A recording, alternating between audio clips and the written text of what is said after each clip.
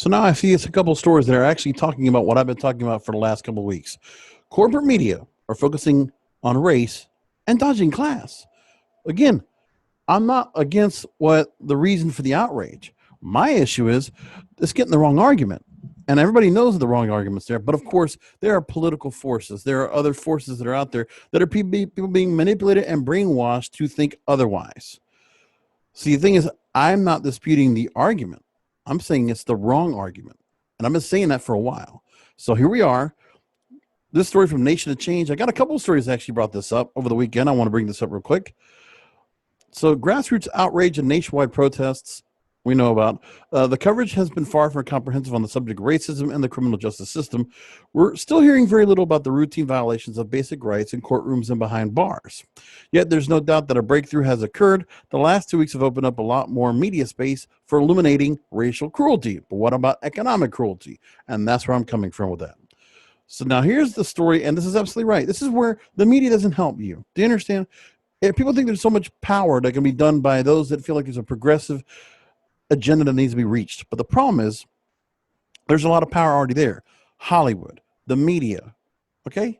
And you get a lot of legislators of a lot of power as well. And really, there's a whole establishment. Corporate America. I mean, listen, the corporate media that owns all of that, you got that and academia.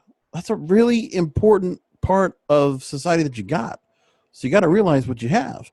And if there's people out there that have this, the media is the biggest mouthpiece of it all, and they're the biggest voice. And they're being controlled by money and revenue without caring for anything of the have-nots, for those that do not have. So here's the story here. Media outlets routinely detour around reasons why African Americans and other people of color are so disproportionately poor. But again, we're talking about not just African Americans. And there's stories I've been seeing where other black people are being canceled out by the ones that are not supporting Black Lives Matter. This is where we come to. So in this story, they're trying to go and give the stats. I'm going to just go in here.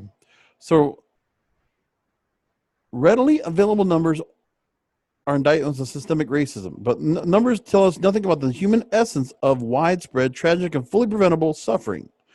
In the words of Marvin Gaye's Inner City Blues. News media habitually tiptoe around deadly realities of economic oppression that are hidden in plain sight, so normalized that they're apt to seem perversely natural. Meanwhile, government is routinely portrayed as inherently hamstrung, lacking in funds and unable to cope. Again, absolutely right. But again, I even saw during the protest coverage, why is everybody going after the federal government? It's the local and state government that's going to do the most effective changes. That's what you can change automatically. Federal government is a big monstrosity that's full of corruption. And you're never going to be able to fix that right away. You have to chip at it and chip at it and chip at it for decades, because we had 30 years of pure fuck-ups, to be honest with you, which is why we're in the situation that we're in, regardless of what you feel about who is running Washington, D.C. It's just how it is. Everything happened for a reason. It was for 30 years. That's why. There's no other way around it. So now, in this, they talk about from slavery onwards, vicious economic exploitation of essential to the oppression of African Americans. In spite of that reality, and because of it, the prevailing power structure and its dominant media arms are eager to separate racial justice from economic justice. But see, here's the thing, too. It's not even so much that. I was talking to some other people earlier today about the idea of why there's always the culture of Black people in America, why the idea of there's this always going back 400 years. I mean, or people living poor and not having more an embracing of their culture, an embracing of lifestyle. I mean, the thing is, where I live down here, again, Cubans, Jamaicans, Bahamians, Haitians, and Jamaicans, we all, as a collective, as minorities, including myself, we all have a collective where we enjoy our food, our culture, our livelihoods. And even if we didn't have everything, we had love for each other. But for whatever reason, there is this hatred among people within their own. And I don't understand that part. And it's because there's been manipulation and brainwashing by people that said they're going to be looking out for you. When the truth is, if you go to Jamaica, you go to Haiti, you go to Bahamas, you go anywhere else, we're all looking out for each other. But something's going on here where parts of the black community do not want to look out for each other, which is why we see black on black crime. It doesn't make any sense to me. I'm not trying to downplay anything. I'm just saying, why is that happening? Why is this all coming about? Been like this for a long time. And so for whatever it is an economic status. This is what this point of us right here from Nation to Change. So here's what they're saying right now.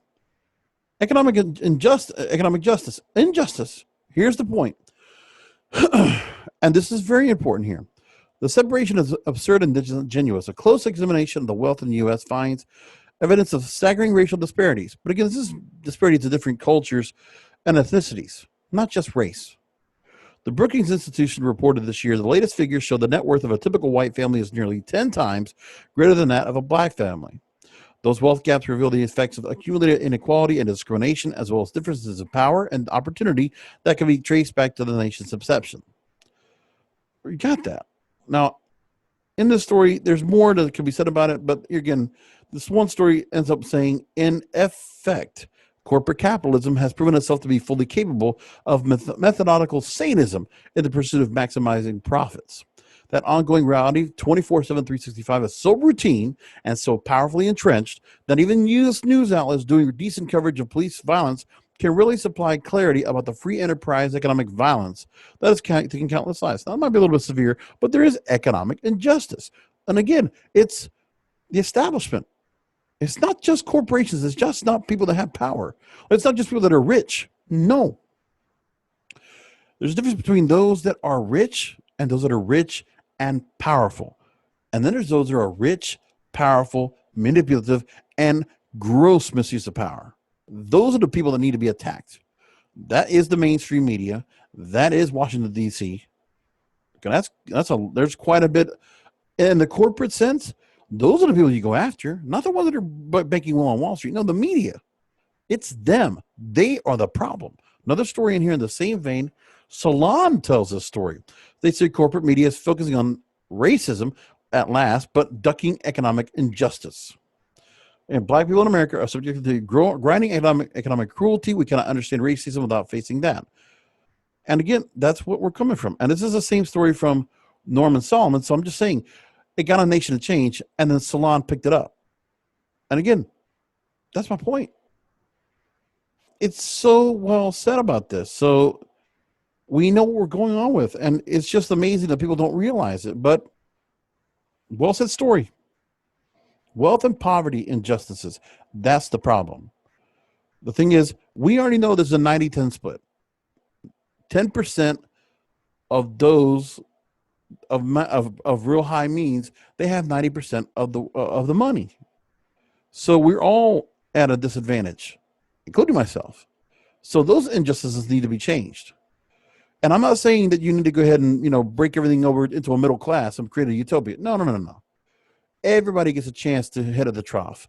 If you're not successful at it, that's one thing. But there should be a chance for everybody to get their piece of the pie. We should all have a chance. Now, there are people that can learn how to do it, but it's not that easy. But what I'm saying is even playing field for everybody. That's what should happen.